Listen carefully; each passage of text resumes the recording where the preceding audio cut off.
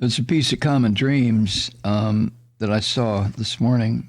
It's written by a professor at Georgetown University School of Foreign Service. He's a professor there, Anatol Lieven. He has a bunch of titles, but he spent the first part of his career as a journalist in Afghanistan, Pakistan, and the former Soviet Union. Anatol Lieven. And he has a piece entitled, "Ukraine has won the war, now's the time for diplomacy." And he adds, it's no exaggeration to say that because of his own hubris, Putin has created a united Ukrainian nation, which is not really what he was aiming for. But saying that Ukraine has won the war, according to Mr. Professor Lieven, may be a strange thing to say, because we all know that Russian shells and missiles continue to rain down on that country, continue to kill people, civilians. And Russian forces continue to move forward very slowly on the ground because of the resistance of the Ukrainian people. But Professor Lieven suggests that maybe if we would just think about this for a second, his statement would become obvious.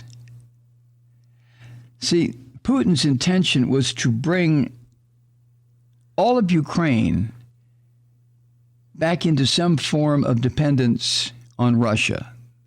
This is what Putin's goal has been, the reestablishment of the Russian Empire.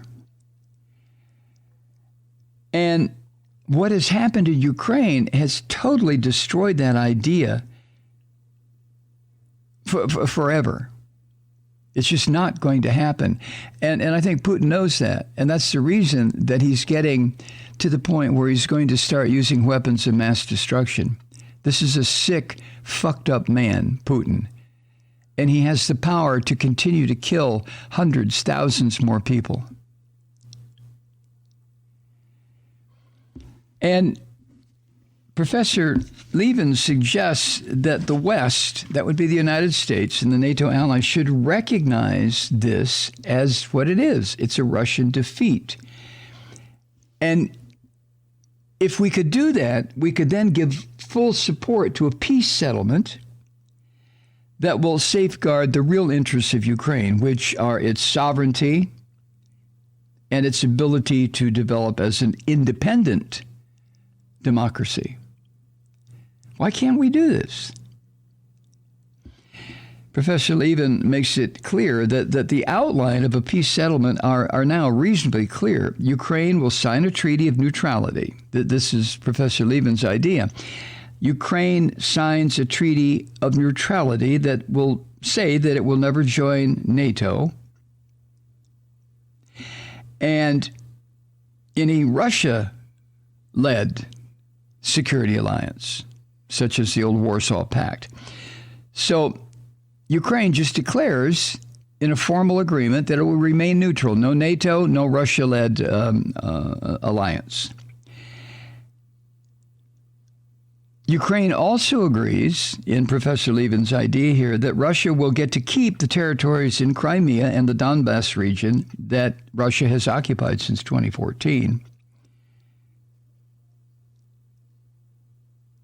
And together, perhaps, with some additional territory in the Donbass. Now, whether or not that is legal or illegal would be up to a world court. But what we're looking for right here, what Professor Lieven wants us to look at, is a way to end this madness, this slaughter, this death and destruction. But it is very clear, and it should be to all of us, that Russia has lost Ukraine.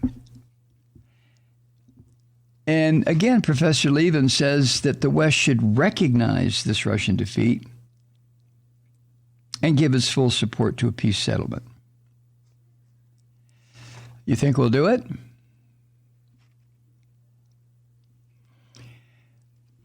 Professor says it's no great exaggeration to say that because of his insane, brutal, almost medieval invasion, Putin has created the Ukrainian nation.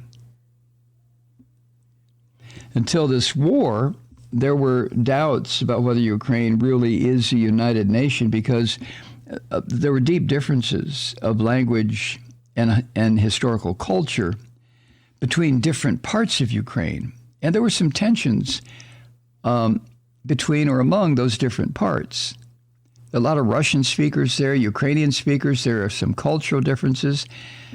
But since what happened in 2014, the revolution in Ukraine that established the beginnings of democracy, and then the Russian occupation of Crimea, because the last thing Putin wants is to see a country that he has his designs on drifting toward democracy, God forbid. But the Russian occupation of Crimea and sponsorship of armed separatists in that so-called Donbass region, since then, Ukrainians had already begun to draw together in hostility to Moscow, to Russia, to Putin. And as the professor points out, the Russian invasion then, and then this totally heroic Ukrainian resistance, coupled with the death and destruction that has been wreaked on Ukrainian cities. And the irony is this includes Russian-speaking cities in the east and south of Ukraine. Russian-speaking cities have been bombed. Missiles have flown. People have been slaughtered. But now, the united will to resist in Ukraine from all these different regions and traditions of Ukraine mean that all this taken together, nobody can now doubt that Ukraine is a sovereign nation. And that, as the professor points out, that is Putin's greatest achievement in this bullshit that he has dumped, this slaughter, this murder, this bloodbath that he's put on Ukraine. His greatest achievement is that he has united this nation against Russia, against him. Wow. So the professor wants us to understand that a number of conclusions are to be drawn from this. The first is that the United States, Europe, and Ukrainians themselves can agree to a peace settlement along the lines being negotiated right now without having to fear that this will be a path of Russian domination of Ukraine. That'll never happen. That should be totally obvious by now. Ukrainians have shown this is impossible. And at the same time, if the West, the United States, NATO nations, if we give generous help, and if Ukrainians can apply the determination that they've shown in the war to post-war reform and development, then Ukraine will move slowly, inexorably toward the West, including eventual membership in the European Union, which is an economic alliance, not a military alliance. Now, I realize that I'm talking over the dead bodies of thousands of Ukrainians. And to a large degree, most of the dead at this point, according to news reports, are women and children. I understand that. And I feel kind of icy cold talking about a peace settlement and the rebuilding of Ukraine when I can see the images on television of people continue to be dropped into mass graves. When I continue to see apartment buildings and schools and hospitals and theaters being indiscriminately bombed, targeted by this madman, this sick monster, Putin.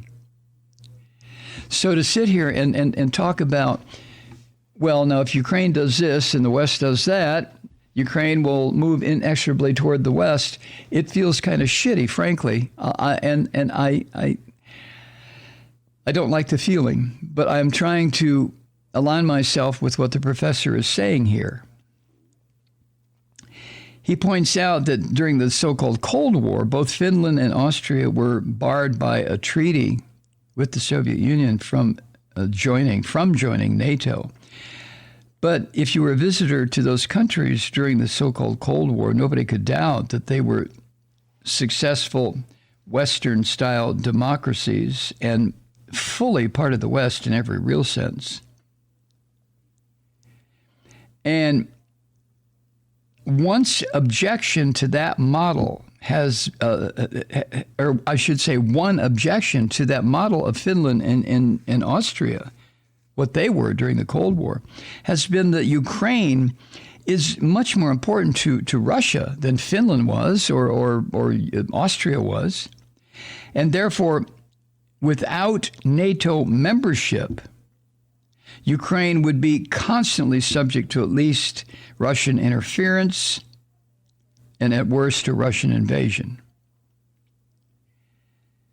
But the events of the last 3 weeks since Putin ordered this slaughter to begin, as the professor points out, those events have laid these fears to rest, or they should have, because Russia's ability to interfere in Ukraine's internal affairs rested overwhelmingly on Russia's capacity to manipulate the country's Russian and Russian-speaking minorities and claim to speak in their name. But guess what? That ability and that claim have been destroyed by Russia's own shells and bombs. The Russian speakers inside Ukraine are fully aligned with their brothers and sisters, citizens of Ukraine. And as to the threat of a new Russian invasion, if Ukraine is not a part of NATO, that's been destroyed by this courage and tenacity of the Ukrainians, with the help of Western anti-tank and anti-aircraft missiles, sure. But we've had 3 weeks of fighting now, and the Russian army has lost thousands of casualties, including 5 generals. This does not happen, but it has happened, which points out the chaos within the Russian military state. The absolute inability of Russians to think independently. They can't. Going all the way back to the czars. I mean, the Russian people have never been able to think independently. And I don't say that as a slur against them. It's because of the leadership they've had during and after the Russian Revolution. Thinking independently was not allowed and is still not allowed. So the loss of these 5 generals and the continuing loss of the Russian military against Ukrainians is a clear picture of the inability of the Russian military to think. They can't do it. And at the same time, the Russians have failed so far to capture any of the key objectives, although they will capture the ruins of Mariupol in the next few days. And then they're going to set their sights on Odessa, this madman. And at the same time, the Russian economy is being devastated by Western sanctions. So is there anyone who can imagine seriously that any future Russian government would want to repeat this? Hi, Truth Seekers. Mike Malloy here. As you know, we've switched formats and are now broadcast exclusively on the Progressive Voices Network. So that means you get fewer program interruptions, no corporate commercials, and lots of profanity. But our format change also means some of our radio listeners no longer hear the program. It's been a while since I mentioned our podcasts, so you may have forgotten that there is a way to listen to this program anytime you need a good dose of screaming. Visit MikeMalloy.com and subscribe to our podcast. As a podcast subscriber, you can download the program to your mobile device and take me with you wherever you go. And if you have a friend who needs a dose of truth-seeking, you can give a gift subscription as well. That's MikeMalloy.com, and never miss a minute of the uncensored fun and frivolity.